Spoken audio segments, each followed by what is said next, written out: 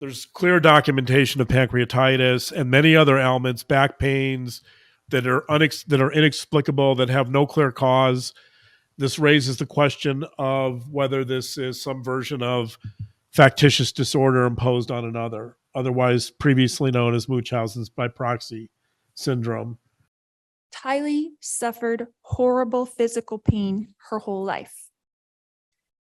I sat with Tylee in the hospital year after year after year while she screamed in pain when the morphine wasn't even enough to take away the pain of her pancreatitis. I sat there while she cried and I held back her hair while she threw up.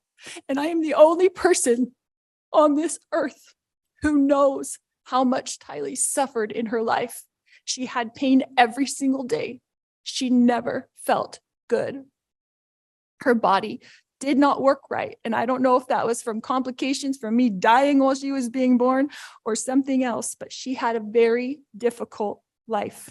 I think we're going to introduce some information here that's not widely known. So 2 friends of Lori's are interviewed here with a similar story. Anything else that you could think of that's important, I guess, now knowing that we have all these criminal investigations going, that you overheard then, that, like I said, you might have written it off, but you go, oh man, now that all this is happening that's weird or bizarre? Or... In June, when we saw her after she'd been gone a couple of months, when I say we, Christine and I got together with her, she had said that, and Christine would be able to recall, I don't even take ibuprofen, so I have no understanding of medicine or anything of that nature. Okay.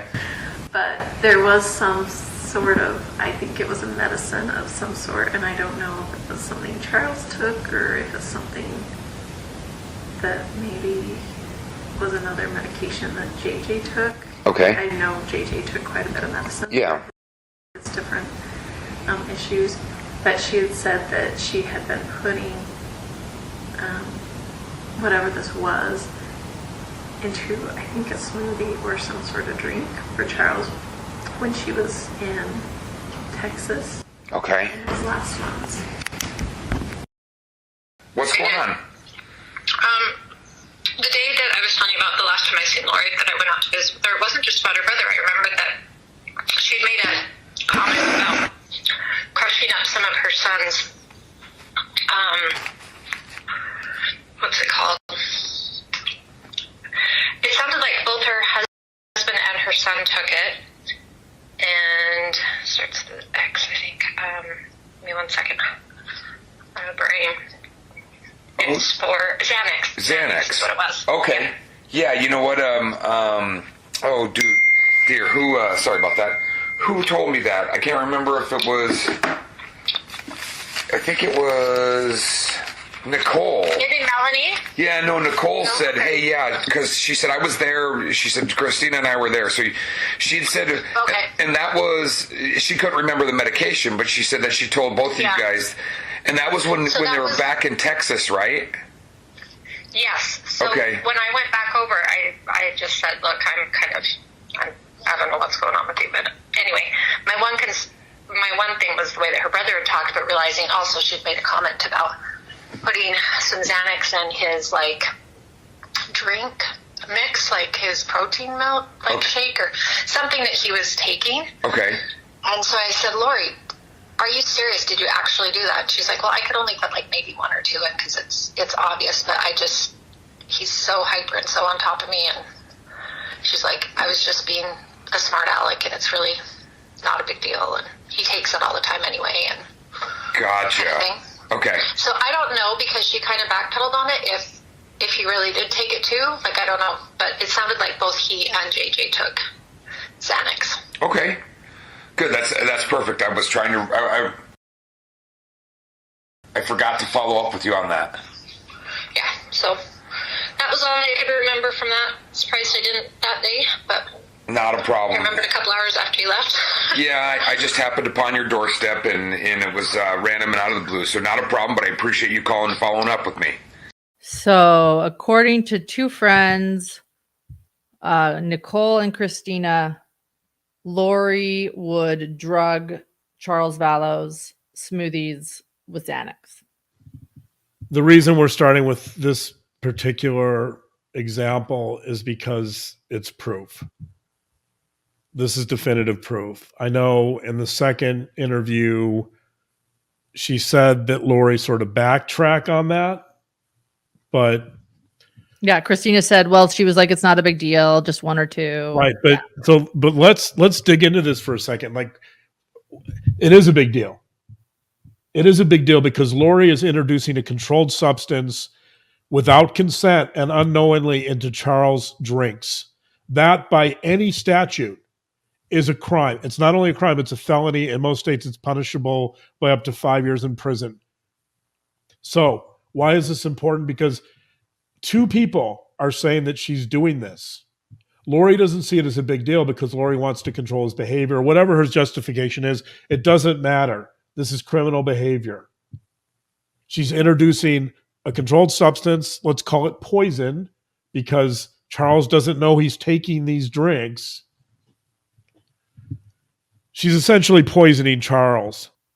Here we have this idea of empowerment through cruelty. This is where we're getting it, right? Because she feels empowered. She's controlling his behavior. She potentially has his life in her hands. She could easily create a situation where he overdoses. She could easily create a situation where she essentially murders him, whether knowingly or not. And so I don't see any other way of saying that that's cruel. When you poison people, there's a sadistic component in the sense that you're negatively affecting someone's behavior and emotional state and mental state deliberately through a controlled substance. And so I think this is a great instance of this trait of meanness that we're gonna start to explore here. This is a never heard before story told by Larry Woodcock when he was at our house 2 years ago this month, April, 2 years ago this month. We have not shared this until this moment. So let's take a listen to what Larry Woodcock has to say. I'm going to give y'all a little bit of insight that is absolutely not known to anybody. Two people knew it. One of the last times we went to Hawaii, and the day we left, Lori had fixed a fruit salad. I love fruit salads. I loved her fruit salad, and she knew it because I told her. I said, "You just absolutely make one of the best fruit salads I've ever had." And when Kay just said what she said, I was immediately drawn to the statement I'm fixing to make.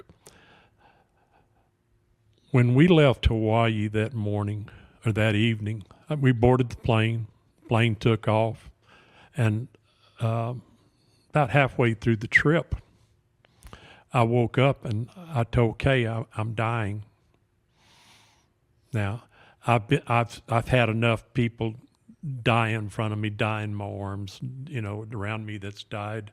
I know in general the symptoms of that. And I truly believed in my heart that I was dying. I was going to die there on that plane. Well, Kay kept telling, the stewardess and everybody, we got to do something. I said, no, just leave me alone. Just leave me alone. We made the trip into Vegas.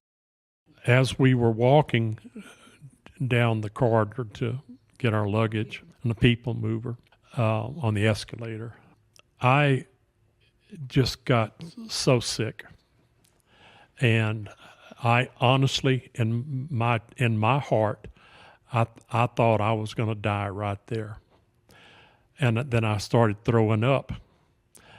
Kay had bought I had a brand new Saints cap, a ball cap that I had worn one time, and it was in my bag. And here we are on a people mover. And so Larry said, I'm going to throw up. And I said, well, he said, give me something to throw up in. And I just opened my bag and he grabbed that hat out of it and he threw up in my new Saints hat. And I filled it up.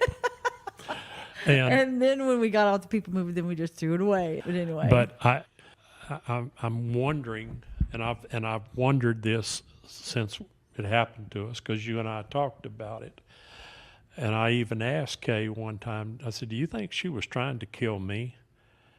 And Kay naturally said, no, I don't. I mean, for what reason? But why would she want to kill me? And I've always, in my heart, since that time, since the day we were on that escalator, and as I said, Kay and I talked about this, I just wondered if maybe in hindsight, and my point in saying what I just said, my point is, I tried to figure, well, what would she gain out of it by doing something with me, if that was her attempt? What would she gain out of it? But she and Kay were so close. One of the things that I've always tried to do is figure what angle would she use, where would she go with that? Why me? I mean, as far as I knew, she thought that I was, her bestie, and from everything Kay has told me, that Lori has told her that, she thought I was Rose and setting Rose on Larry every day. Yeah. I mean, she just thought And that much of him. I think, first of all, thanks for sharing that story. It is remarkable. And I'm probably never going to forget the Saints hat as long as I live. Did you get the hat replaced? Or did you throw it out? You did. You got. Did you, Brian? No. Okay. I was gonna say, yeah. I think that hat wasn't salvageable. It was not salvageable. I loaded that hat down, and it was fruits and. But I can tell you, I've never been poisoned, and so I can't. I don't have any personal experience, but in looking at, in retrospect of everything that has happened, maybe she in her mind, maybe she did have come up with a reason to, but I can't imagine what it would be. So I think. If I were to offer a professional perspective on that, I think you don't need reasons if that's true, if she was trying to kill you. In other words, she's not sitting down and saying, she doesn't have a pro and con list when she's poisoning your food. She's just thinking, Larry looked at me funny this morning. I am so angry at him, or I'm tired of him, or maybe she took something you said as a criticism or a slight. Like it doesn't have to be as it can be as simple as that. Like there's no, I know it's for normal, rational human beings, we want reasons. We want to say she's killing me for money. But with somebody like Lori, there's no reasons. It could have been something that you just had no clue about. Well, look, and thinking back through all of this, I think one of the things that I never put up with Lori's bullshit. That would be a reason. And now I respected her because she had JJ, but all this trying to convince our granddaughter that she needed to be part of this cult and wanted her to start reading books that Chad wrote. She did. Yes. So and maybe Okay. Maybe for some reason, because I didn't go along with her beliefs, and I never hid that from her, because I think she totally understood that her BS was not going to work with me, and I would call her out onto it, but I think maybe that's part of it. I don't know. I've tried, like you said, those type of people don't need a reason. Up until just a few minutes ago, there's only two people that knew about this, Kay and myself.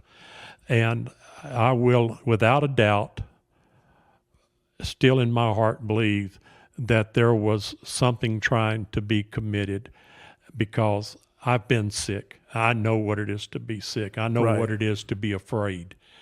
And I can tell you, I was praying that I didn't want to die on an airplane. This is way before Chad Daybell, this story. So here we have another instance of potential poisoning. Do we know for sure that that's what Lori was trying to do here? We don't, because it was fruit. And of course, we all know that fruit can go bad and it can create problems. But Larry seemed pretty convinced that this was way beyond fruit, that this had to do with poisoning. He would have had no reason, by the way, to go to the hospital, or he couldn't go to the hospital. He was on a plane, he was on an airplane. He had no motivation to get blood work done to see if this was poisoning, because it didn't occur to him then. Right. At that point, he trusted Lori. But looking back, now that we know what he did to Charles, that she clearly poisoned his drinks, his smoothies, it seems to me like this is a pattern that we're starting to see. That this story, if this was a poisoning attempt, again, we can't prove it, but let's say that it was. This gets into that quality of meanness. This gets into that callous, unemotional trait of empowerment through cruelty. I love that term because I think that really captures it. This is about Lori feeling empowered. If we talk about... that would be a reason. In other words, that would be a reason. A motive, right. If we talk about this idea of psychic death or the empty self or a false self, then this is an attempt to transform that sense of victimization and helplessness through poisoning to feel more empowered. And that's what she's doing. Well, so this is about Tylee. This is Nancy Grace. I'll put the link to this video in the description as well if anyone wants to go see this. So it's Nancy Grace interviewing Lori's friend from Hawaii, April Raymond. And they're discussing Tylee.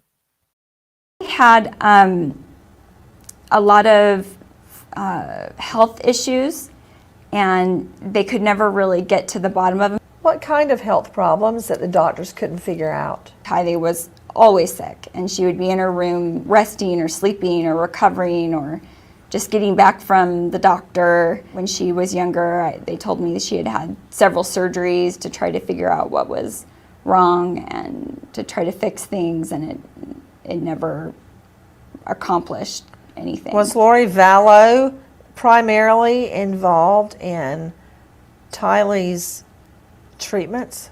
Yes. If a fleet of doctors in a metropolitan city can't figure out what's wrong, and cult mom Lori Vallow was the primary person taking care of her, I'd be very, very curious to find the true nature of Tylee Ryan's ailments, and if they were somehow inflicted on her. And would Lori Vallow be there alone with her at the time she began manifesting the pain, and when the pain would go away? And what, if any, attention would Lori Vallow receive when Tylee would be ill? This is the first time hearing of this, and I'm very, very distressed. Well, we're hearing this from between April and Nancy Grace. We have heard from several people about Tylee always being sick and in the hospital. We've seen photos of her in the hospital. This is, most of you that follow this case know this is a very repeated story. Exactly. And there's multiple diagnoses of pancreatitis, which it seems in these diagnoses to have no clear cause. So the question here becomes, and this is from a Guardian ad litem report to the court, July 15th, 2009. I'm just going to quote this. In the same period of time, Tylee was age 6. She was diagnosed with pancreatitis, having had 2 episodes requiring hospitalization between February of 2006 and 2008. So there's clear documentation of pancreatitis and many other ailments, back pains that are inexplicable, that have no clear cause. This raises the question of whether this is some version of factitious disorder imposed on another, otherwise previously known as Munchausen's by proxy syndrome. I think that's the issue that April and Nancy Grace are raising here too, right? They're questioning whether Lori is poisoning or introducing a substance into Tylee's drinks or food, and is that responsible for all her physical ailments?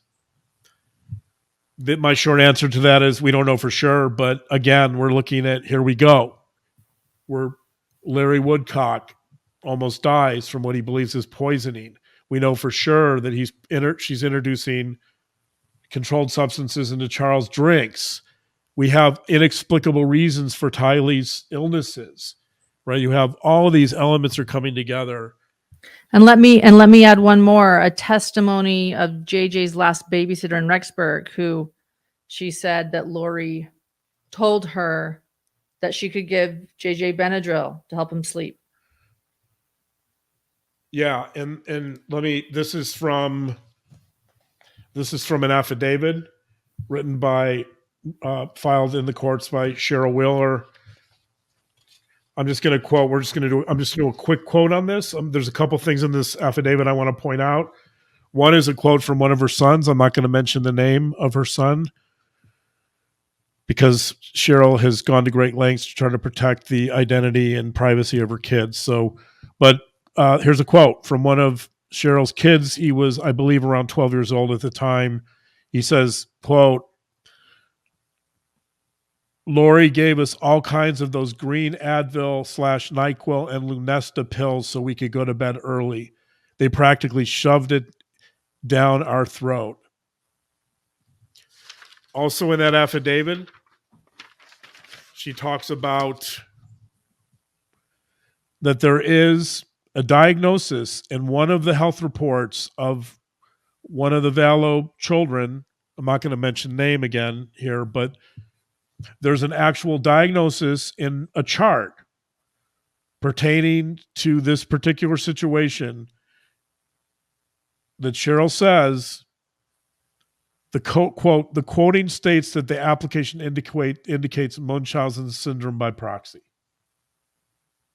So a doctor that they dealt with to deal with a lot of medical problems back then that was treating one of the children. Again, I'm not going to say who the child is, but one of the children. And this was a skin rash, by the way, a skin rash. Yeah, skin rash. One of the children in the household was having some problems, and the child gets diagnosed because the causes are so vague and so nebulous, gets diagnosed with Munchausen's by proxy syndrome. Now we call it factitious disorder imposed on another, so there is actual evidence in a medical chart, I believe today as we speak, of a diagnosis pertaining to Lori of Munchausen's by proxy syndrome. So can I say something about this really quickly too? Because I reached out to Cheryl. Yep. Many people have seen this affidavit. It's floated around the web. It refers to Lori and Charles, concerns Cheryl had, but I reached out to her for clarification, and she stated this, and I just want to say this too, because I asked her, I was like, "Is this Lori and Charles? Help me out here. Like, what, you know?" She said, "I believe this was only Lori." This is from Cheryl Wheeler to us, and she said that I could share this. "I believe it was only Lori. Charles just didn't think like this. During our marriage, I was the primary caretaker. I am not complaining about that. But Charles would have naturally defaulted to Lori's style of mothering and then add that And then she, some personal stuff that I won't share. And then she said that, I know that you understand the affidavit was during a custody battle. This custody battle would not have even been brought up if it were not for Lori's involvement in my children's life. So the custody battle was only happening because Lori entered her children's life, according to Cheryl Wheeler. So I want to share that too. Go ahead, John. Right. That all of these, again, so the main point is that all of these physical ailments and health problems started when Lori enters the picture. Right. Charles may have been involved in some of that indirectly, but it's not, but the cause is Lori, that Lori is the driver and the impetus for all these physical ailments. Prior to Lori, there were no issues with the kids at all with Charles. Right. So I think it's important to note. Right. That's the important point. I'm going to read a quote here. This is from a book on Munchausen's. This is, by the way, a really fascinating book on Munchausen's. There's not a lot of great books written about Munchausen syndrome by proxy, but this is called Hurting for Love, Munchausen's by Proxy Syndrome. It's by Schreier and Lebeau. It was also, I believe, written in the 90s. Let me give you the exact date here, 1993.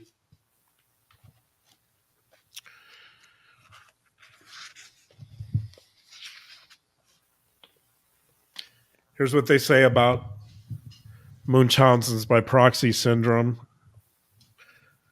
This is page 95. They, meaning mothers, often mothers, they seize the opportunity afforded by the birth of a child to actively relate to and control physicians by amplifying a minor ailment in their children or inducing an illness in their infants. In so doing, they try to maintain an intense yet distant, perverse, and ambivalent relationship with a powerfully loved and powerfully feared paternal representative.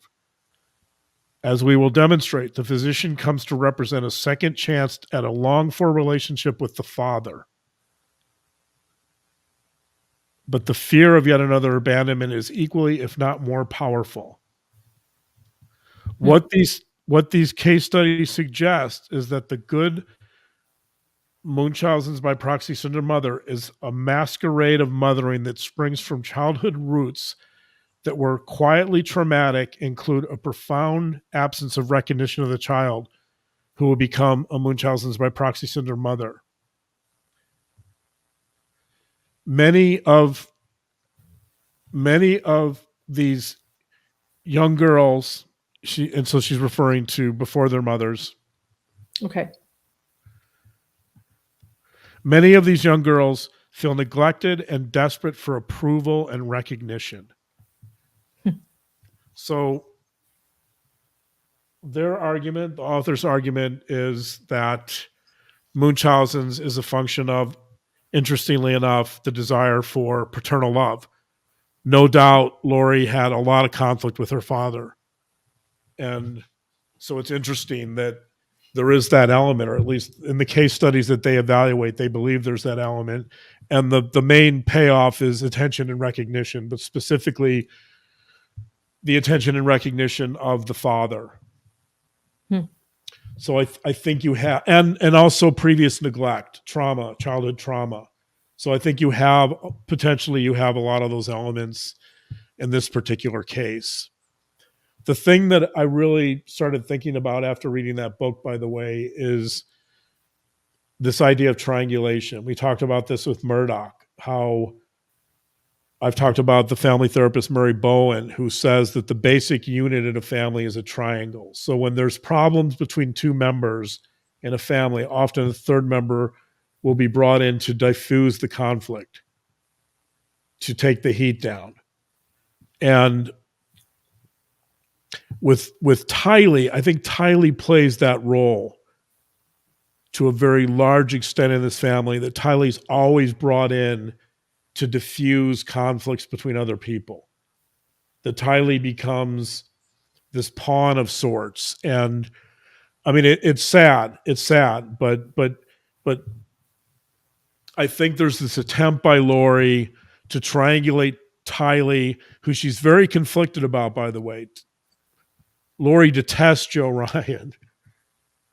And unfortunately, Tylee is the daughter of Joe Ryan. So I think in some ways, Tylee suffers by association with Joe Ryan. I think Lori has this constant approach avoidance relationship with Tylee in the sense that she wants to be close to her, but then she gets angry at her because she associates her with Joe Ryan.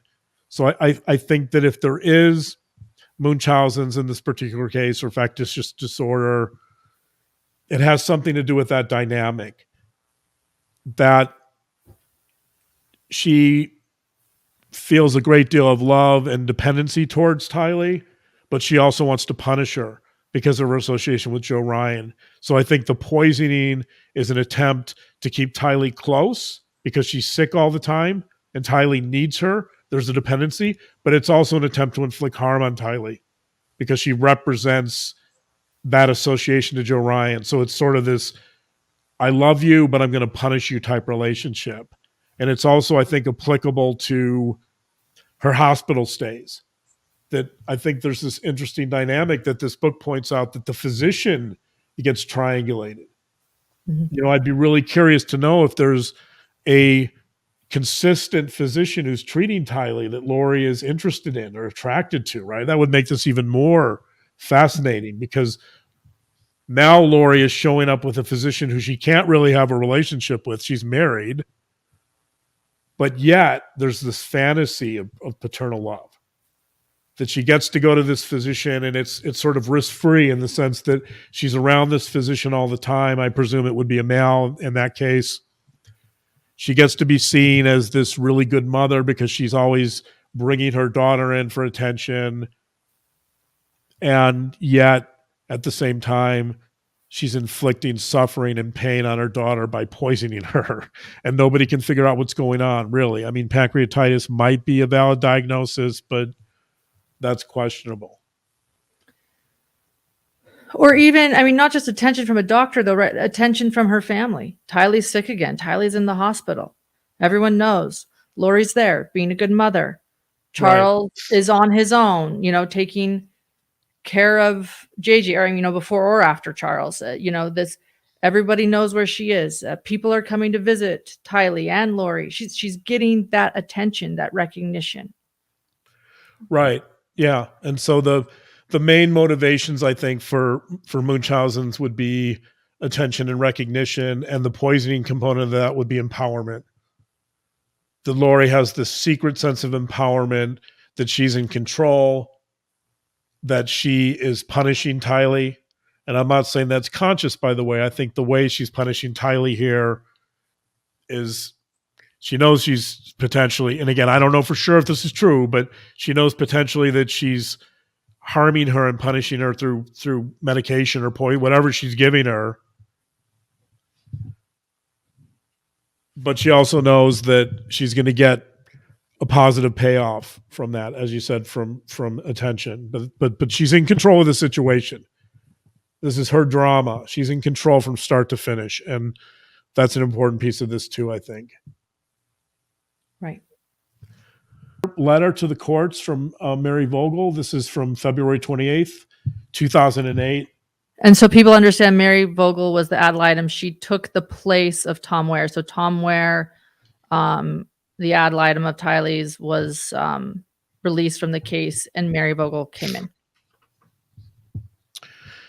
Here's what Mary says, February 28th, 2008. She's talking about the relationship, the custody battle for Tylee. She says, this is a pattern that has continued to spiral Tylee's life into a dramatic and destructive situation that I do think is harmful and have outlined in previous letters and reports to the court. If these events and situations persist, I believe that it becomes more and more possible to overlook something truly dangerous or exaggerate something that is manipulative in nature. It is a dangerous pattern. So the Mary Vogel, the guardian ad litem to Tylee, is essentially telling the courts that she thinks that Lori Vallow at the time, that Lori Vallow is more than capable of creating harm to another human being. Listen to me. They don't know, and you don't know. You don't know what I've been through, and you don't even give a crap what they've been through. Nobody does. Except for me. I'm the one that knows. I'm the one that was in the hospital with Tylee for hundreds of days watching her suffer. Tylee is free now from all the pains of her life. I sat there while she cried, and I held back her hair while she threw up. And I am the only person on this earth who knows how much Tylee suffered in her life. She had pain every single day. She never felt good.